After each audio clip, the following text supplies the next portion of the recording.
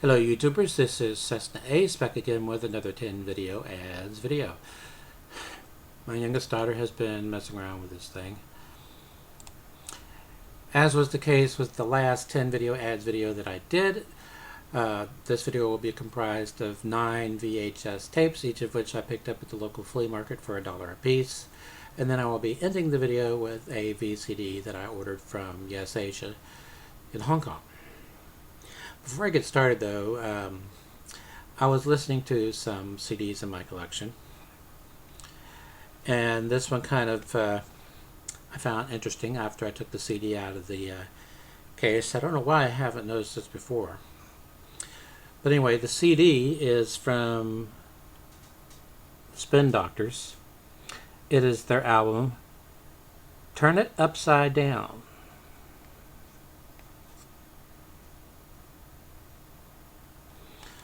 Now, some of you out there, X-File 2708, Look Morse 1, MN12 Bird, Buffer Kid, Gamer Jitsu, know where I live.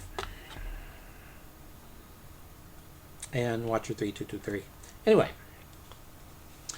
might get a kick out of this.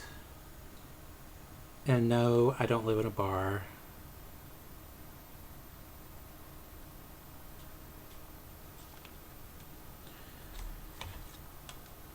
Now, speaking of X-File 2708, Marcus is a big Anthrax fan.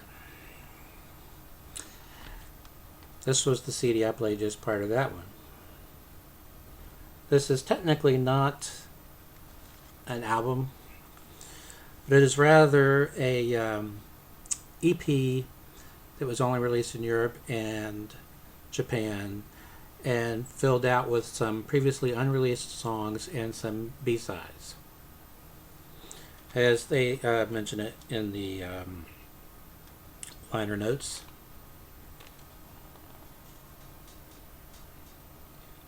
The longest EP ever.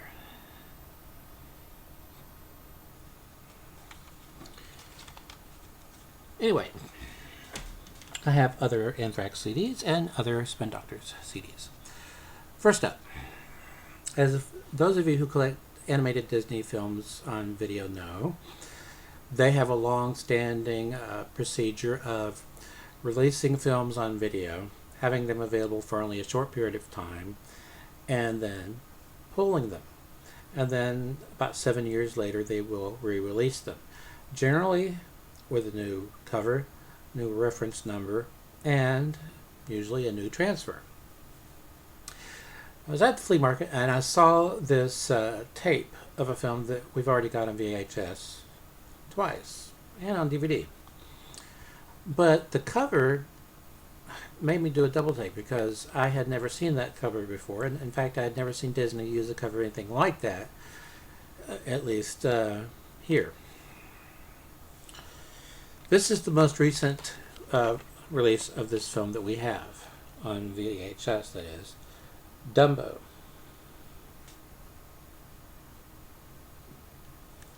Catalog reference number 21623.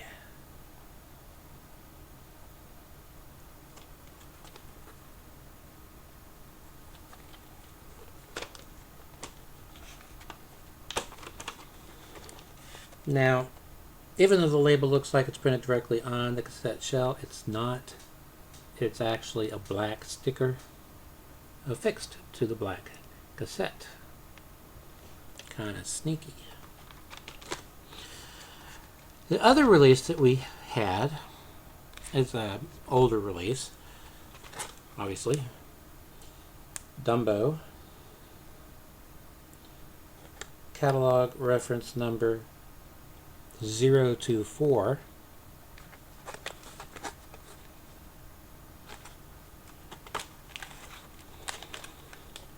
And the label is actually printed directly on the cassette shell. No sticker. Now, the one I found at the flea market, totally different cover, but catalog reference number 024.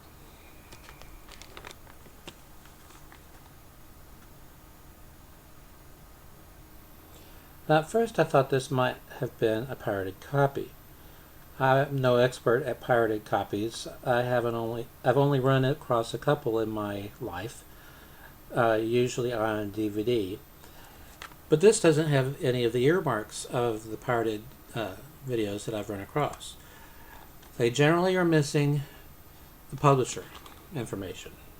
This has publisher information. They have always, in my experience anyway, been missing copyright information. This has copyright information.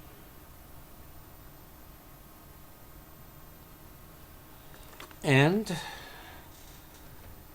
as I stated, both of these have the same catalog reference number, 024, and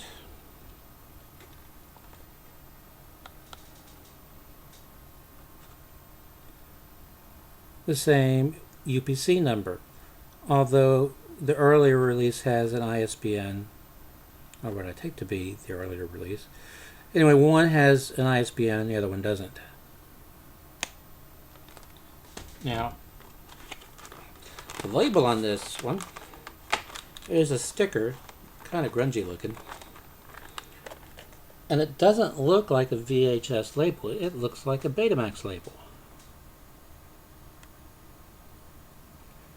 Now, I spot checked the tape, and it doesn't look like a copy. So, if anybody out there has any knowledge of this release, this cover, leave a comment down there. Okay, I showed in my last video a release from this series from Warner Brothers. Philadelphia Story. This is special edition, part of their Century 2000 collection. Their Century 2000 collection came in these nice cases, and as was the case with the last one that I showed, this one has quite a few extras. Before the movie, it has the original theatrical trailer and an all-new introduction by Robert Osborne. Now, Robert Osborne is one of the hosts on Turner Classic Movies, and as it so happens, this film is owned by Turner Entertainment. And then after the movie, there is a documentary called Katharine Hepburn, All About Me, in which the award-winning actress candidly and movingly reviews her life and career.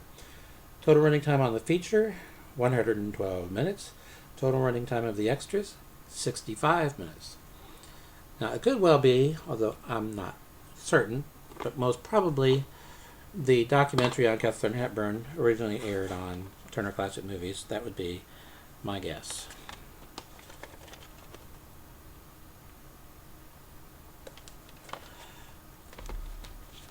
Wasn't too surprised to find this, although it's helpful, because it lists inside, among other things,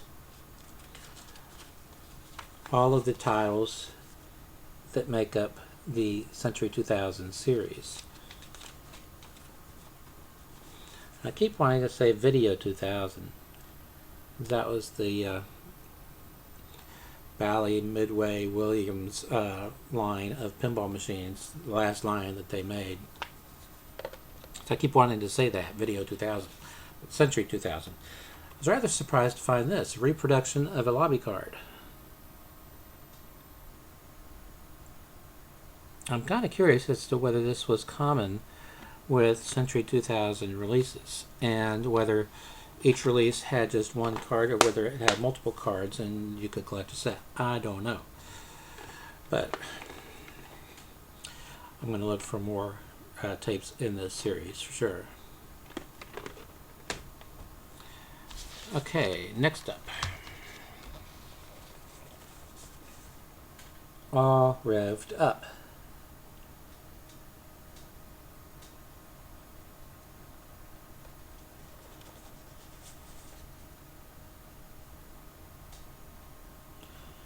And with a title like that, I doubt seriously that it's a romantic comedy. Could be mistaken, but I don't think so. And for some reason, I think this is a rental copy.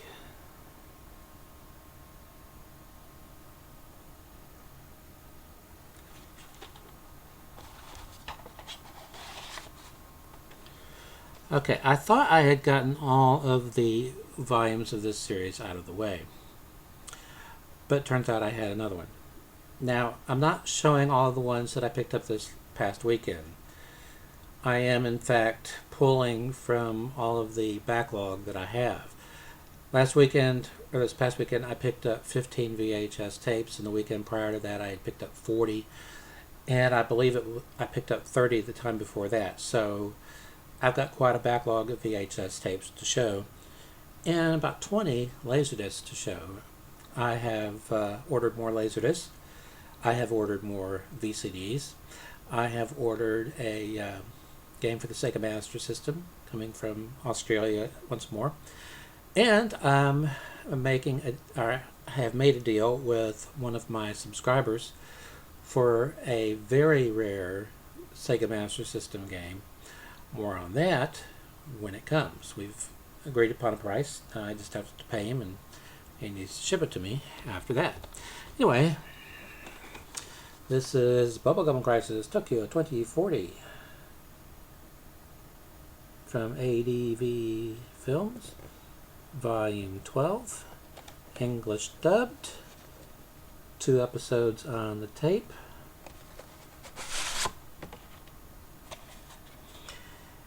And so far, all of the cassettes that I've picked up that were published by ADV, they've all come in a white shell, except one was in a yellow shell, but I think it was just white that was going bad, turning yellow. Might have been that it was kept in a smoker's home. That's a big baddie as far as collections go. Okay, this one is sealed. Whenever I come across a sealed tape, I try and pick it up. Unless I've already got like 2 or 3 sealed copies of it, there's no point. And then once I pick up a sealed copy, I try to pick up an unsealed copy, and then I'll watch that, and I'll keep the sealed one sealed. The only time I break this rule and go ahead and open up the seal on one is if I'm really desperate to watch it. This is Lethal Weapon 4. And the thing about this series is that all 4 of the films were directed by Richard Donner. I've already got Lethal Weapons 1, 2, and 3 on LaserDisc.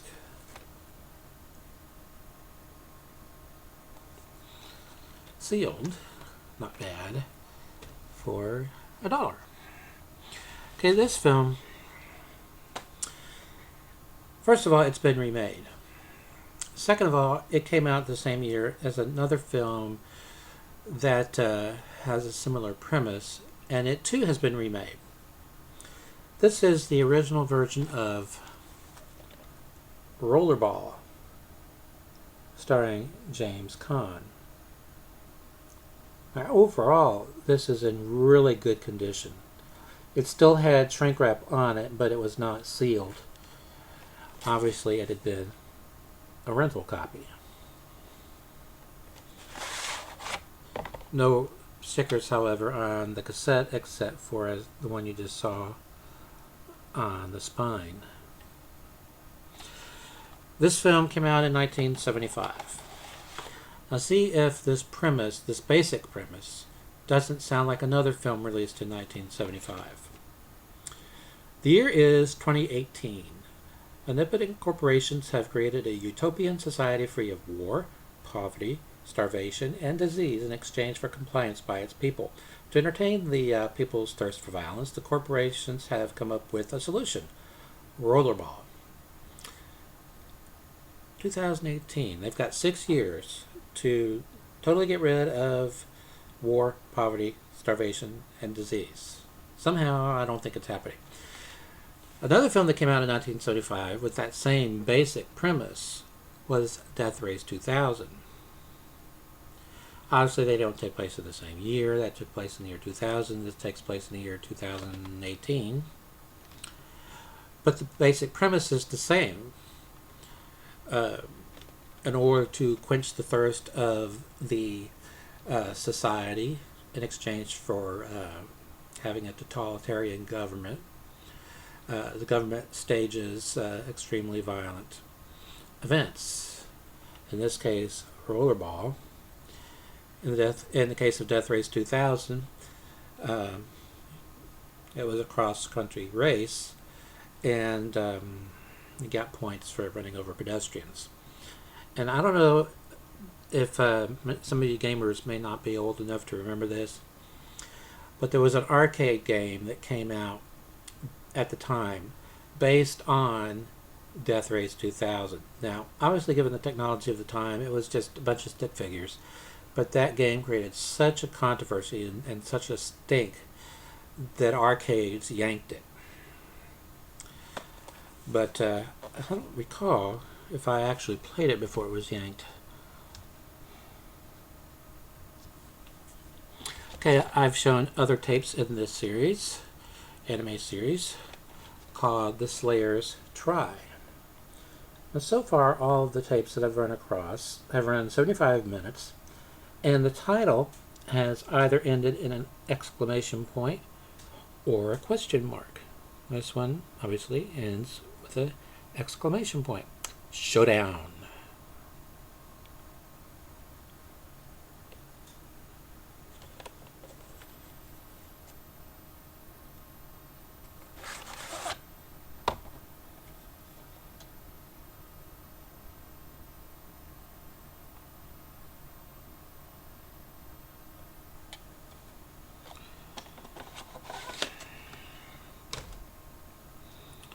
Okay. The Slayers Try. Not try again. Try again.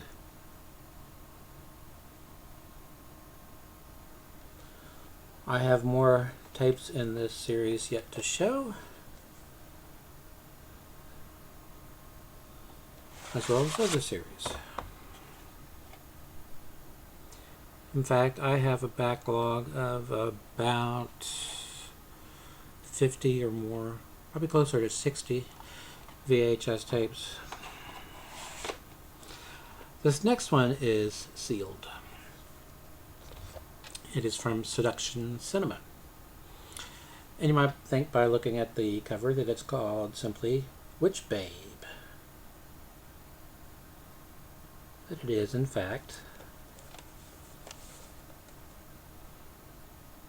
Witchbabe, the Erotic Witch Project 3.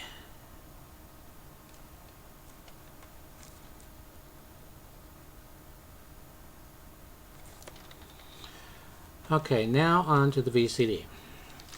As was the case with the one I showed last week, this one is a co-production.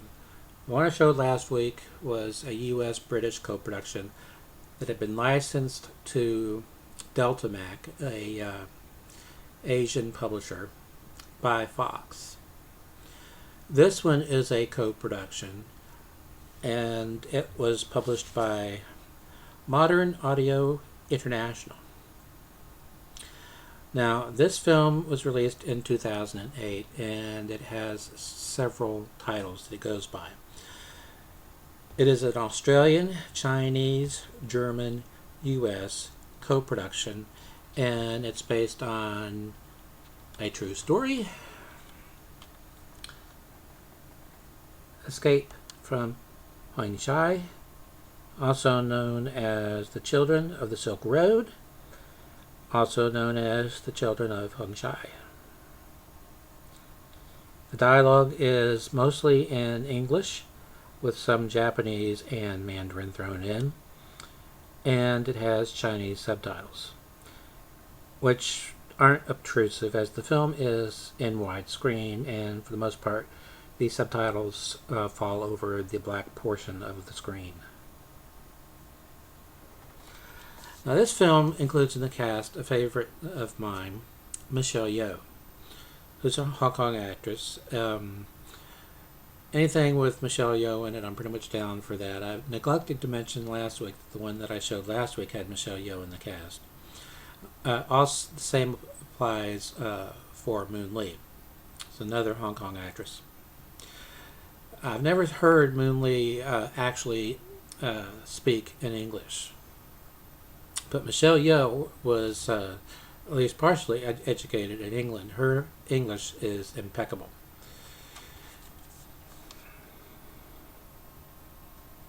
You have Radha Mitchell playing an Australian nurse.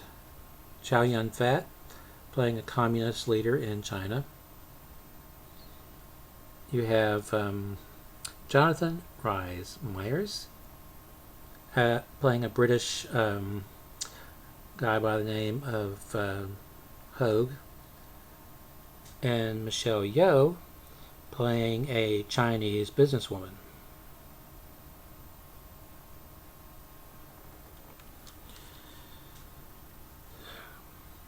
Based on real people and true events in China, it tells us how a young Englishman, George Hogue, came to witness the brutal killing of men, women, and children during the rape of Nanking. Almost beheaded Jack Chen, played by Chow Yun-fat, a communist guerrilla, came to his rescue and hid George in Hung Shai, a missionary home for war orphans. Here, a nurse, Lee Pearson, played by Radha Mitchell, and Madame Wang, played by Michelle Yeoh, a local and powerful businesswoman, become his strength and aid in his time of difficulty. However, with the war catching up, Jack and Madame Wang must help George, Lee, and the 60 orphaned boys to escape from Hung Shai.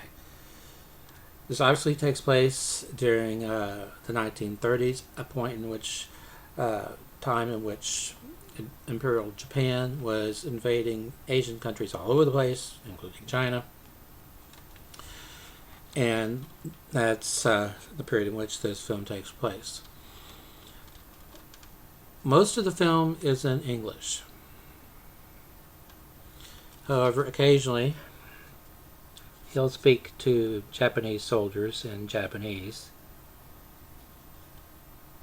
She occasionally speaks Chinese. She mostly speaks English, but she's mostly talking to him.